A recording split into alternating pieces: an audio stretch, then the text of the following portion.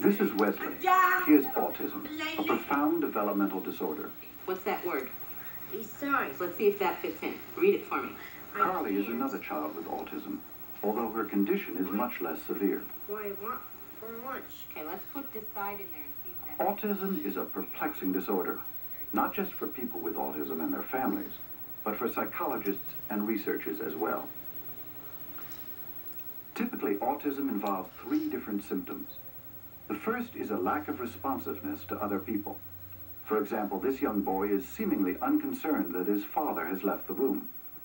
A more normal response in a child his age is likely to be this: fierce crying until the parent returns. The second symptom of autism is impaired communication skills, both verbal and nonverbal. Many children with autism, like Wesley, make apparently meaningless sounds. Others repeat words and phrases. The third symptom is that children with autism respond to a limited number of stimuli. Some may sit and stare for hours, rocking back and forth endlessly. Some prefer a rigid sameness in their activities and don't respond well to changes in their lives. It is the hallmark of autism that all of these types of symptoms appear very early in a child's life, often within the first 30 months, and they may range from mild to severe. Most experts agree that what is common to all people with autism is that the disorder is organic in nature. Anne Donnellan has written about and researched autism extensively. Autism is a tremendous deficit, a profound deficit in two-way social interaction and communication. There probably isn't anything more profound as a deficit because most of us come neurologically hot-wired as infants to learn about social information through our parents or the person in the parenting role. And that early interaction, that tuning, that wonderful dance that goes on between the parent and the child teaches the child essentially everything they need to know about being socially competent in a particular culture.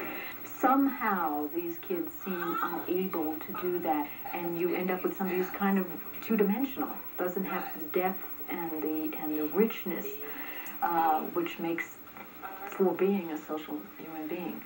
Out of that, you not only have somebody who has language problems and social problems and lots of things that may or may not come as part of the package, but probably do, but you have somebody who doesn't understand the effect of their own behavior, doesn't understand what communication means. Even if they have words, don't always understand how those words can affect other people, and just an awful lot more than that. One of the problems in recognizing autism in a child is that in early life the symptoms can be extremely subtle. Yet to the trained eye they are present. Dr. Donnellan recently videotaped 2 young boys. One of them, Callum, was suspected of having the disorder. The other, Ryan, is a child with more normal behavior. Because kids with autism look so good in infancy, they very seldom get diagnosed early. And what we did was try to demonstrate some of the things that we see in the older kids as even on into adulthood that seem to be inadequate or to be impaired in some way. And because we're comparing him in these films to a normal child who's just slightly younger, who's not yet talking, it's pretty dramatic. You can see it. He looks pretty good in some of the scenes. For example, when you see him with the shaving cream on his hands, it's not that he's ignoring it. He is paying attention. It's that single stimulus kind of thing. He's paying attention to that. When he pays attention to that shaving cream, that's all he pays attention to. The fact that his father is a foot away or his mother's right next to him or somebody else is there, he's just oblivious to that. He looks pretty good, however, until you see the other child, Ryan, who gets the shaving cream, is also delighted with it, but immediately turns around to show Mom, immediately incorporates everybody in it, and he gets to be the star of the show, which is his major function at that age. What is devastatingly clear to me watching Ryan and comparing him to Callum is that Ryan, who I think in an hour's worth of film that we did probably has a word or two in it, but essentially isn't talking yet, has all the communication he needs. He's doing fine. So when the language drops in or the communication drops in, it's like a computer programmed perfectly for it. Whereas Callum, in the same situations, while he attends and he cooperates and he does very well, he doesn't know how things happen. It's all rooted in just one experience at a time, seemingly. And then in the scene where his parents leave, in both cases the parents leave the room, Callum is clearly concerned. He goes from where he is over to the person who's filming, and of course he sees trousers. I think he thinks it's his dad. He shows concern. He wanders around looking for them, but there's no change in his expression, essentially. Whereas in Ryan, in 10 seconds, it goes from, oh no, they're not really leaving me, to, you gotta be kidding, to, oh my God, they're gone, and he's crying, and as soon as they come back in, he's comforted and he's fine. It's all there. In those tapes, you can see the essence of autism, the inability to understand means and ends, causality, how to make things happen, how to make them happen again, all the kind of investigatory behaviors, and most importantly, of course, the use of other people to make the whole thing work for them, the depth and the richness of it. It's real painful to watch. Since autism was first described, several theories have been put forth to explain the disorder. For 15, 20 years, typically people blamed the parents in one way or the other, either directly or indirectly, for causing the autism, which caused tremendous tragedy. And it was hard enough to have a child with such tremendous needs, but to be blamed for it and nobody be able to tell you what you did. You may not have meant to do it, but you did it, and it was this awful circle that was most unfortunate because there were no data to support that. I'm sure anybody who's knowledgeable in the field believes it's an organic cause. I mean, you couldn't be around these kids and not know, because what happened was that breakdown that we blamed on the parent was not because of the parents' inadequacies, but because of the child's inadequacy. He didn't bring his part to the dance. Like many children with autism, Carly is able to live a very functional life at home. The first hurdle was her parents' willingness to accept her disorder. We really focus on what she can do more than what she can't. When she was first diagnosed, I feel like I went through all the steps of grieving that I did when my father died. I was really angry. Why was this happening to me? Why her? That was the big thing, why her? And, you know, the denial, just how can this be happening? How can I have a child who has a disability? And then gradually accepting it. She looks at the world just a little different than we do in some ways. Sometimes I think her thought processes are different. I'm not exactly certain about that. There's nothing I can show you, but it's just, when you talk to her, it seems like you can see the wheels grinding sometimes, and the process is a little different than ours. There are just so many things that she can do, and it doesn't really bother me that she might act a little differently than some children. So, I think we've always loved her the way she is. We don't love her in spite of the fact that she has autism, but because she is the way she is. I know that if there were a cure found tomorrow, we'd certainly have it given to her, but our lives aren't in despair because of her situation. We think we have it pretty good. Treatment for autism must be matched to the severity of the behavior. Carly is fortunate because her autism is moderate enough to allow her to be mainstreamed into a school district where she lives. Nancy Negri is the district coordinator for Carly's program. She would fall into the range of people that we call more able individuals with autism.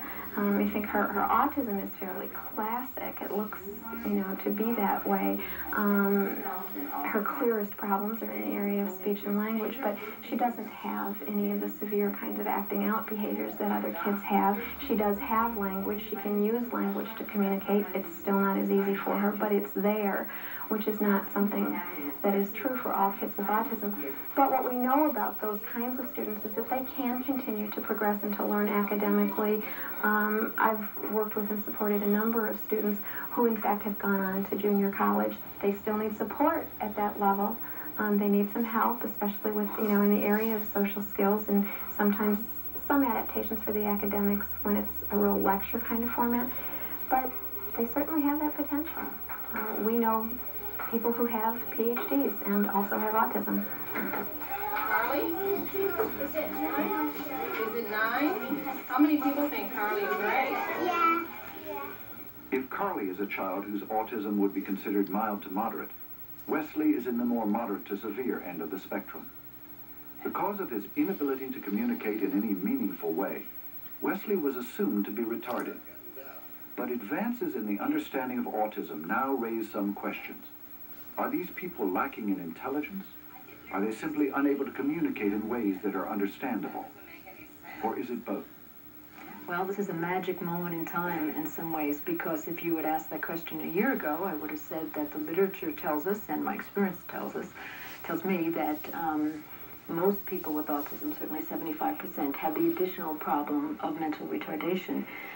I'm not saying that isn't true. I'm saying we don't know what that means anymore, because many of the young people with autism and young adults with autism who have been given a visual, a written word means to communicate are demonstrating that they have fairly good symbolic ability, that they're much more aware of what's going on than they ever gave any indication of from their affective behavior or from their observable behavior, and that they can use the written word to communicate when nobody ever taught them to read.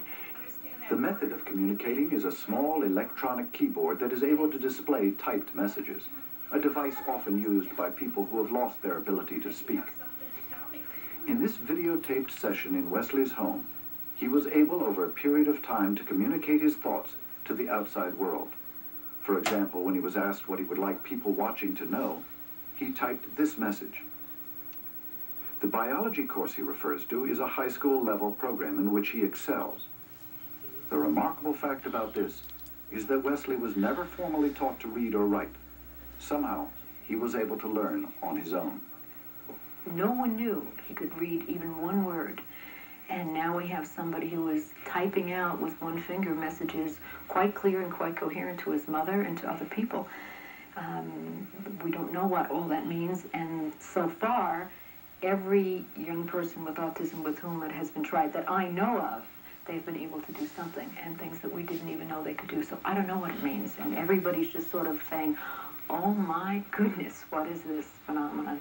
I don't believe that it's the magic key. I think it is a communication device, but they still need to learn all the other things they need to learn, just like Carly, who has reasonably good language for a person with autism, still needs to learn all the rest.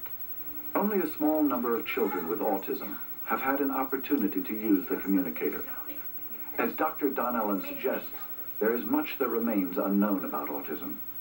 New insights are being made as a result of breakthroughs like Wesley and others like him using a communicator, or from children like Carly, who can maintain a high degree of independent living when given the proper structure. I've never seen a person with autism or any developmental disability given the reasonable supports who couldn't be maintained in the community.